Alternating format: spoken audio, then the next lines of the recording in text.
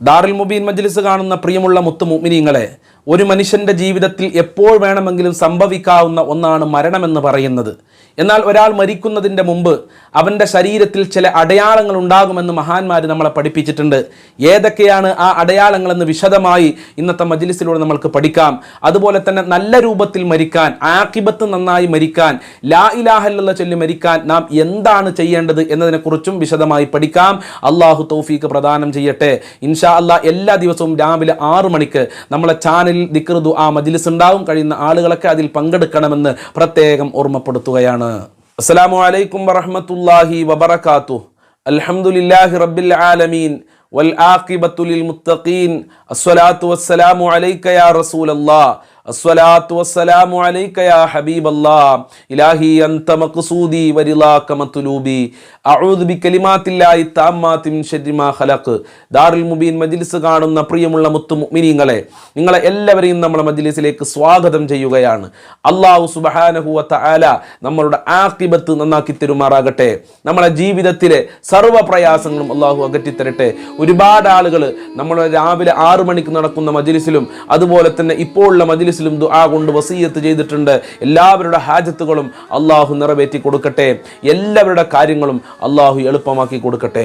എൻ്റെ പ്രിയമുള്ള മുത്തു മുഅ്മിനീങ്ങളെ, നമ്മളെ ജീവിതത്തിൽ എപ്പോൾ വേണമെങ്കിലും സംഭവിക്കുന്ന ഒന്നാണ് മരണമെന്ന് പറയുന്നത്.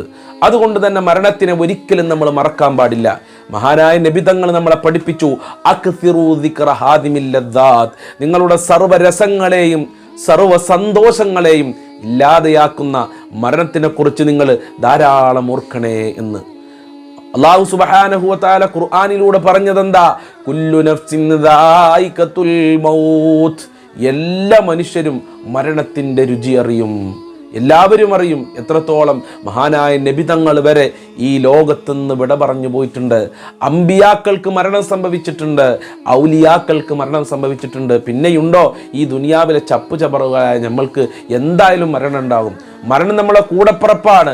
നമ്മളുടെ ചെരുപ്പിൻ്റെ വാറ് എത്രത്തോളം നമ്മളെ ശരീരത്തിനോട് ഒട്ടി നിൽക്കുന്നുണ്ടോ അതിനേക്കാൾ മരണം നമ്മളുടെ കൂടെയുണ്ടെന്ന് മഹാനായ നബി സല്ലല്ലാഹു അലൈഹി വസല്ലമ തങ്ങൾ നമ്മളെ പഠിപ്പിച്ചിട്ടുണ്ട്. അല്ലാഹു സുബ്ഹാനഹു വ തആല നല്ല മരണം നൽകി നമ്മളെയൊക്കെ അനുഗ്രഹിക്കട്ടെ. നല്ല മരണം ലഭിക്കാൻ നമ്മളെ ജീവിതത്തിൽ പതിവാക്കേണ്ട ചില ദിക്റുകളുണ്ട്.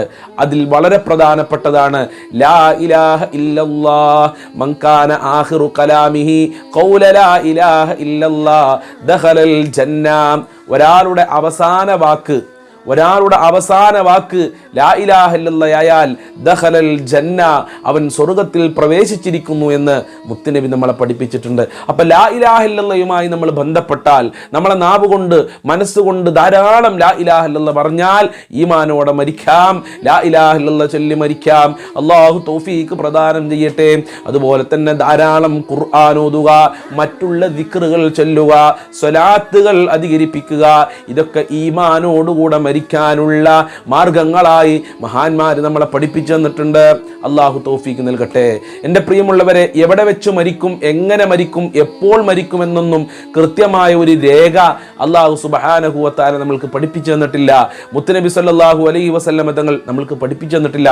എപ്പോൾ വേണമെങ്കിലും മരണം സംഭവിക്കും. ആരോഗ്യമുള്ള സമയത്ത് മരണം സംഭവിക്കും, യാത്ര പോകുന്ന സമയത്ത് മരണം സംഭവിക്കും, വാർദ്ധക്യമുള്ള സമയത്ത് മരണം സംഭവിക്കും, ചെറിയ കുട്ടിയാകുമ്പോൾ മരണം സംഭവിക്കും. അപ്പോൾ എപ്പോൾ വേണമെങ്കിലും മരണം സംഭവിക്കാം. അപ്പോൾ മരണത്തിന് എല്ലാ സമയത്തും നാം പ്രതീക്ഷിച്ചു കൊണ്ടിരിക്കണം എന്നാണ് മുത്തുനബി സല്ലല്ലാഹു അലൈഹി വസല്ലമ തങ്ങൾ നമ്മളെ പഠിപ്പിച്ചിട്ടുള്ളത്. എന്നാൽ എൻ്റെ പ്രിയമുള്ളവരെ, മരണത്തിന്റെ ദിവസങ്ങൾക്ക് മുമ്പ് ചില അടയാളങ്ങൾ നമ്മളെ ശരീരത്തിൽ ഉണ്ടാകുമെന്ന് മഹാന്മാര് പഠിപ്പിച്ചിട്ടുണ്ട്.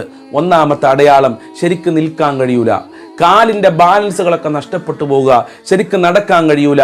നടക്കണമെങ്കിൽ മറ്റുള്ളവരുടെ സഹായം വേണ്ടി വരും. ഇത് മരണത്തിൻ്റെ അടയാളമായി മഹാനരായ ഇമാം ഷാഫി റളിയല്ലാഹു അൻഹു രേഖപ്പെടുത്തിയതായി കാണാം. നമ്മളെ ശരീരത്തിൽ ആദ്യമായി മരണത്തിൻ്റെ വേദന എവിടെയാണ് അനുഭവപ്പെടുക?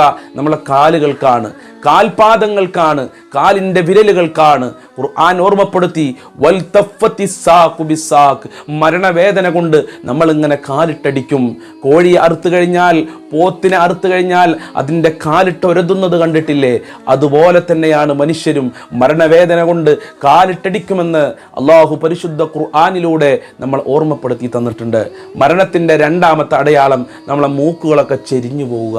എത്ര ആളുകളെ നമ്മൾ കണ്ടിട്ടുണ്ട്, വയസ്സായ ആളുകൾ രോഗിയായി കിടക്കുമ്പോൾ അവരുടെ മൂക്കുകളൊക്കെ ഇങ്ങനെ ചെരിഞ്ഞു പോയിട്ടുണ്ടാവും.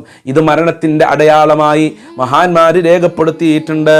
അതുപോലെ തന്നെ നമ്മളെ തൊലികളൊക്കെ നീണ്ടുപോവുക, ഡബ്ബർ വലിച്ചു കഴിഞ്ഞാൽ അങ്ങനെ നീണ്ടുപോകൂലേ, അതുപോലെ തന്നെ നമ്മളെ മുഖത്തെ തൊലികളൊക്കെ ഇങ്ങനെ നീണ്ടു പോകുമെന്ന് മഹാന്മാർ രേഖപ്പെടുത്തിയിട്ടുണ്ട്. അത് മരണത്തിൻ്റെ അടയാളമാണ്. നാലാമത്തെ അടയാളം, നമ്മുടെ മുൻകൈ ശരീരത്തിൽ നിന്ന് അടർന്നു പോലെ നമുക്ക് തോന്നിപ്പോകും. അഥവാ ശരിക്കൊന്നും പിടിക്കാൻ കഴിയൂല.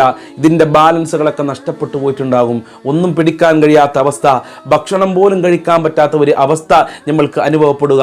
ഇത് മരണത്തിൻ്റെ അടയാളമായി മഹാന്മാർ രേഖപ്പെടുത്തിയിട്ടുണ്ട്.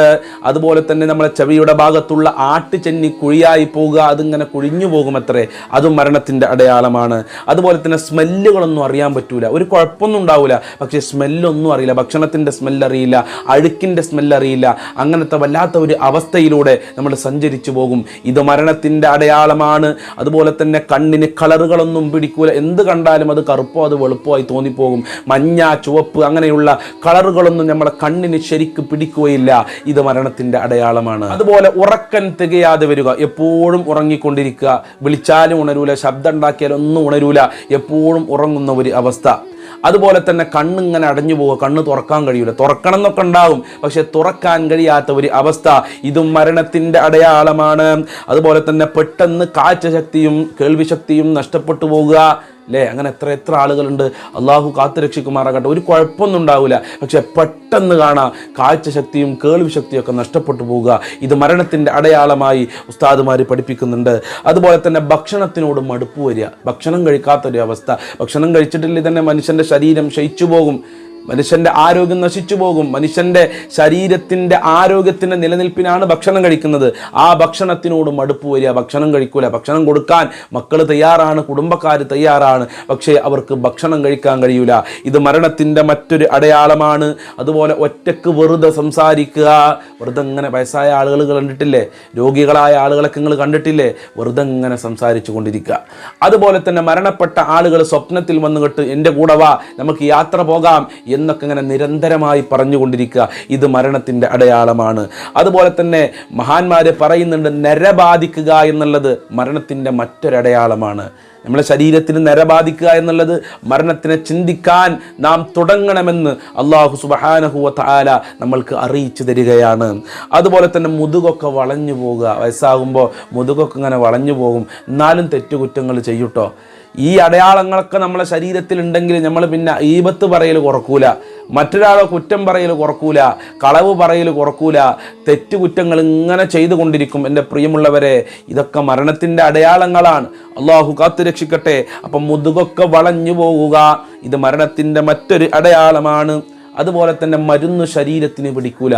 മക്കളുടെ അടുക്കൽ കോടിക്കണക്കിന് പൈസ ഉണ്ടാകും, വലിയ വലിയ ജോലിക്കാരുണ്ടാകും, ഡോക്ടർമാരൊക്കെ ഉണ്ടാകും, വലിയ വലിയ പണ്ഡിതന്മാരൊക്കെ ഉണ്ടാവും, പക്ഷേ എത്ര മരുന്ന് കൊടുത്താലും എത്ര ക്യാഷ് ചിലവാക്കി ഹോസ്പിറ്റലിൽ കൊണ്ടുപോയാലും മരുന്ന് കൊടുത്തു കഴിഞ്ഞാൽ അത് ശരീരത്തിന് പിടിക്കൂല. അപ്പോഴാണ് ഡോക്ടർമാർ പറയുക, നിങ്ങൾ വീട്ടിലേക്ക് കൊണ്ടുപോയിക്കോളും, ഞങ്ങളെ കൊണ്ട് ഇനി സാധിക്കൂല, ഇനി നിങ്ങൾ അള്ളാഹുവിനോട് ദുആ ചെയ്യുക, അതല്ലാതെ മറ്റൊരു വഴിയും ഇല്ല. എത്ര മരുന്ന് കൊടുത്താലും എത്ര ഡോസുള്ള മരുന്ന് കൊടുത്താലും ഈ മനുഷ്യന് പിടിക്കുന്നില്ല എന്ന് ഡോക്ടർ പറഞ്ഞു കഴിഞ്ഞാൽ മനസ്സിലാക്കിക്കൊള്ളണം, അത് മരണത്തിൻ്റെ അടയാളമാണ്. മരണത്തിലേക്ക് അടുത്തു പോയിട്ടുണ്ട്. അള്ളാഹു സുബ്ഹാനഹു വ തആല കാത്തു രക്ഷിക്കുമാറാകട്ടെ. അള്ളാഹുവെ, മരിക്കുന്ന സമയത്ത് ഈമാനോടെ ലാ ഇലാഹ ഇല്ലല്ലാഹ് ചൊല്ലി മരിക്കാൻ ഞങ്ങൾക്കൊക്കെ ഭാഗ്യം നൽകണേ റഹ്മാനെ. ഞങ്ങളുടെ മരണവേദന നീ ചുരുക്കണേ റഹ്മാനെ. അള്ളാഹുവെ, മരിക്കുന്ന സമയത്ത് സ്വർഗം കാണാൻ ഞങ്ങൾക്ക് ഭാഗ്യം നൽകണേ അല്ലാ. ഞങ്ങളെ പാപങ്ങളൊക്കെ പൊറുക്കണേ അല്ലാ. ഈമാൻ നൽകി അനുഗ്രഹിക്കണേ അല്ലാ. ഞങ്ങളെ മജ്ലിസിൽ പങ്കെടുക്കുന്ന ധാരാളം ആളുകളുണ്ട്.